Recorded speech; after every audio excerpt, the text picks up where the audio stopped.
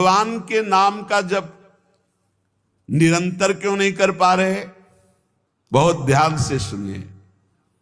मैं मना रहा हूं, इसको डांट रहा हूं, पर यह पतन की ओर ही भागता जा रहा है। हर साधक की अंदर की वृत्ति यही है। तो श्री तुकाराम जी कह रहे हैं, कंचन, कामिनी और कीर्ति, ये तीन बड़ी खाइयां हैं। इस मार्ग में बहुत लोग चलने वाले नहीं हैं, परमार्थ में बहुत लोग चलने वाले नहीं हैं। केवल वेश धारण कर लेना चलना नहीं कहते, चलना अंदर का विषय होता है। इस मार्ग में चलने वाले बहुत पथिक नहीं होते। जो इस मार्ग में चलने वाले होते हैं उनके सामने तीन खाइयां हैं जिनको पार करके परम पद में पहुंचना है। पहली खाई है धन की। दुनिया में आपको कभी पैसा कमाने को ना मिला हो, लेकिन जब भगवान की तरफ चलोगे तो आपके सामने पैसे के रास्ते आने लगेंगे। अधिक से अधिक धन एकत्रित करना। गए पहली खाई में ही गुड़मड़ा करके गिर गए। ये ऐसे महापुरुष की बात है कि वीर शिवाजी रत्नों का ढेर तत्काल आदेश किया था, एक भी इसका प्रयोग नहीं होगा, तत्काल वापस राज खजाने में ले जाओ, मुझे बिल्कुल नहीं चाहिए। मैं विट्ठल के जिलाए जीता हूं, किसी और के जिलाए नहीं। रत्नों को स्पर्श भी नहीं किया। पैसे की खाई, रुपए की खाई, अर्थ की खाई में एक तो बहुत लोग चलते नहीं है। परमार्थ में तो गिने चुने लोग चलते हैं। अब जैसे मानो आप इतने लोग बैठे, कितने हैं भारत में? कितने? 134-35 ऐसे करोड़ बताया जाता है। 40 हो गए होंगे, बढ़ रहे होंगे। 140 करोड़ में कितने लोग चलते होंगे भगवान के मार्ग में? उनमें भी कह रहे, चलने वालों में भी ये तीन खाइयां हैं, कंचन, कामिनी, कीर्ति। इन खाइयों को ही पार करना बहुत कठिन होता है। जो इस अर्थ की खाई में फंस गए, अर्थ की खाई में, ये बैंक बैलेंस बैकुंठ ले जाएगा तुम्हें। यही जहां शरीर छूटा, जो कहते वैसे ही पड़ा रहेगा। पर वृत्ति कितने हुए? बोले 90। अब कितने हुए? बोले 100। अब कितने हुए? 110। उसके चिंतन का सुख होता है, उसी में फंसा रहता है। इन प्रकार बहुत बुरी तरह फंसाती माया, बहुत बुरी तरह फंसाती है, जिसका कोई निर्णय नहीं किया जा सकता। केवल हरि गुरु कृपा करें तो इस कंचन से बचना हो जाए, नहीं बहुत बुरी तरह इसमें फंस जाते हैं। इसी के त्याग के लिए निकले थे, इसी में फंस जाते हैं, इसी में फंस जाते हैं। अब जो कुछ बहादुर कंचन त्यागी निकले, अर्थ त्यागी निकले, कभी जीवन में अपने सुख के लिए अर्थ का कभी प्रयोग नहीं किया, अर्थ को स्वीकार नहीं किया। अब इससे कोई निकला तो दूसरी है खाई कामिनी, काम, चाहे स्त्री शरीर हो चाहे पुरुष शरीर हो। इसमें तो प्रायः जो कंचन से बच के आए उनमें मुंह भरा इसमें गिर जाते हैं।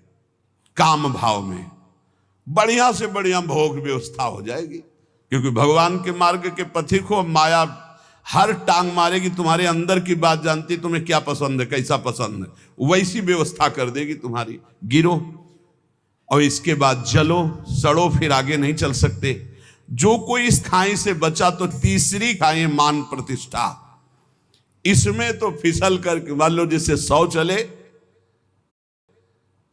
तो 50 तो अर्थ ही में गिर गए, 25 कामिनी काम में गिर गए। अब जो 25 चले उनमें 1-2 निकल पाएगा। जो कहो हरिवंश रस बिरलो समझनहार, 1-2 ही जो पाइए खोजी सब संसार। अच्छा, गिरे हुए अपने को गिरा हुआ नहीं समझते, ये ऐसा गिरना है बड़ा लुभावना, बड़ा सुखद। अब वो मान की खाई में श्री तुकाराम जी महाराज कह रहे, जो भगवत कृपा प्राप्त होता है वो इस मान की खाई को पार करता। बिरला ऐसा कोणी तुका त्याचे लोटांगणी। कोई बिरला ऐसा है जो हरि के चरणों में हर समय लौटता रहता है, चित्त जिसका हर समय नाम जब चलता, वो इस कंचन की, कामिनी की, कीर्ति की तीनों खाइयों को, इसे शास्त्रीय भाषा में कहते हैं लोक ऐषणा, वित्त ऐषणा, पुत्र ऐषणा, अगर इन तीनों ऐष्णाओं को पार कर जाए तो ब्रह्मबोध हो जाए, भगवत प्राप्त हो जाए। जहां ये अंदर स्वीकृति कुछ विशेषता, वही मान की फिसलन उसको गिरा देती है। कुछ विशेषता नहीं। बोले भाई झूठ बोल रहा है तो ऐसे नहीं, 10% तो सही होगा ही। 100 में जब बात निकलती तो 10 तो सही होती, 90 झूठ मान ली। लेकिन आपको सच्ची बताओ, 100 का 100% झूठा हो तो 1% भी सत्य नहीं है, कैसे जानोगे? कैसे जान सकते हो? ये रुपए की आसक्ति, भोग की आसक्ति और मान प्रतिष्ठा 100 का 100% झूठा है। वो तब पता चलेगा जब यहां से तुम्हारा ट्रांसफर होगा, तब समझ में आएगा ये बैंक बैलेंस तो मेरे काम ही नहीं आया। जोड़ जोड़ के मर गए, हमारे काम नहीं आया। नाना प्रकार की भोग वृत्तियां रही, लेकिन अब तो दुर्गति का अवसर आ गया। बड़ा यश कीर्ति था, ये किस काम में यश कीर्ति? अरे यश कीर्ति बहुत मजाक समझो, मजाक, बिल्कुल मजाक समझो। कोई भरोसे की चीज नहीं है यश कीर्ति प्रतिष्ठा। ये सूखे पत्ते जैसी हवा चली उधर ही पहुंच जाते हैं। तीसरी खाई को पार करने में बड़े बड़ों के जीवन में संदेह खड़ा हो जाता है, मान प्रतिष्ठा सम्मान कीर्ति की। साधक वही जो तीनों खाइयों में ढिलाई न करे, चढ़ता चला जाए, निकलता चला जाए, कसौटी पर कसता चला जाए। तीनों खाइयों को जो पार कर गया, तुकाराम जी कहते पांडुरंगा सामने खड़ा है। भगवान सामने खड़े, तीनों खाइयों से पार होने वाले को गले लगा लेते। ये जो पहली खाई धन की है, वैराग्य की प्रथम अवस्था में साधक का बहुत बढ़िया वैराग्य होता है। कोई भी घर से निकलता है वैसे, अच्छा गुरु कृपा से ऐसा रहा है कि जीवन भर, अब जीवन ही हो गया, अब अंतिम पड़ाव चल रहा है, पीछे वृंदावन तक कभी ऐसे छुआ भी नहीं, लिया भी नहीं। वृंदावन में पीछे माधुकरी मांग करके था ही नहीं कि दवाई खरीद ले। अब जो व्यवस्था हो रही है वो उनकी व्यवस्था हो रही है। ये जो सैकड़ों लोगों ने अपना जीवन प्रभु को दे दिया, उनके भाग्य से हो रही है। हमारे भाग्य में तो कभी व्यवस्था नहीं हुई, और आज व्यवस्था है तो हमारे किस काम की? वो परमात्मा देख रहा है कि शरण में है, इसकी व्यवस्था करनी, इसलिए सब व्यवस्था। अपने चाह, अपने सुख के लिए अपना बैंक बैलेंस चाहना, कंचन में फंस जाना है। पूरा विश्व है मेरे प्रभु का, उनका ऐसा प्रसाद है, कोई भूखा नहीं रहेगा, कोई अव्यवस्था नहीं होगी, और किसी से चाह नहीं, किसी से मांग नहीं। कह रही जो पहली खाई कंचन की आती है, रुपये की आती, तुकाराम जी कहते प्रथम अवस्था में बहुत सुंदर वैराग्य होता है साधक का। वो तुच्छ मान करके उसकी तरफ देखता ही नहीं है। पर जब आगे वैराग्य बढ़ता है और यश फैलता है भगत, तब उसकी प्रियता न जग जाए। अर्थ के प्रति प्रियता नहीं होनी चाहिए। प्रियता ना होना और अर्थ होना कोई फर्क न पड़ना, लेकिन प्रियता होना और अर्थ ना होना तो फर्क पड़ जाना। अर्थ की प्रियता, रुपये का महत्व जग जाना। त्याग के आडंबर से परमात्मा बोध नहीं होता।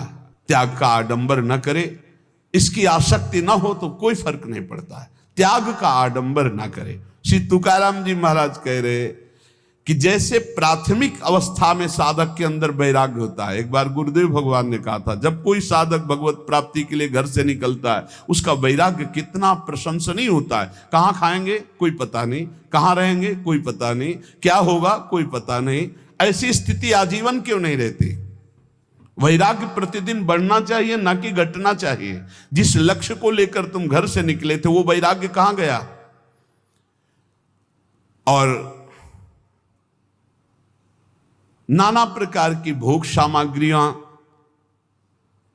ये तभी लुभायमान करती हैं जब भगवदानंद का लोभ नहीं जगता। श्री तुकाराम जी की जो अर्धांगिनी थी, वो इसी बात से असंतुष्ट थी कि कभी बात ही नहीं करते थे तुकाराम जी महाराज।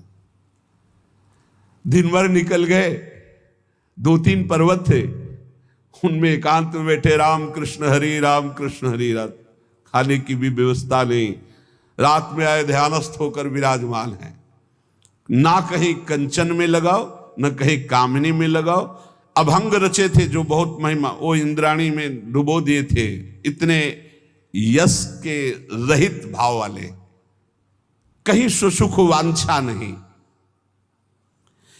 भंडारा नाम पर्वत पर ये चले जाते और पूरे दिन अंधेरे तक बस मंजीराएं बज रहे, तालियां बज रही, वाद्य बजाते हुए राम कृष्ण हरि, राम कृष्ण हरि, राम कृष्ण हरि।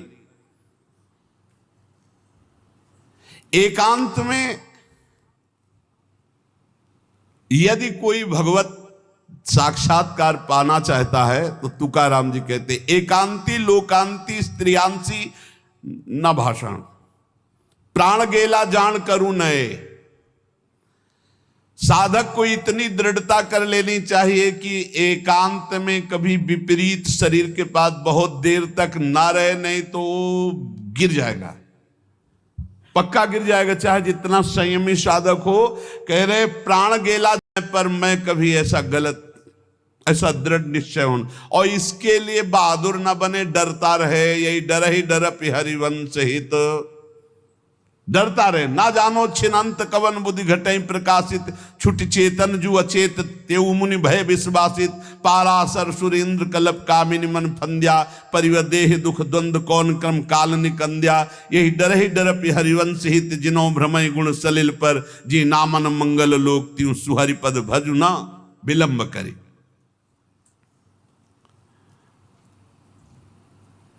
हम लोग अपने साधन का महत्व भूल करके भोग का महत्व जब अंदर बैठा लेते, तब ये बातें आने लगती। छुप छुपा कर देखना, छुप छुपा करके उसका मनन करना, ये सब नष्ट कर देता है।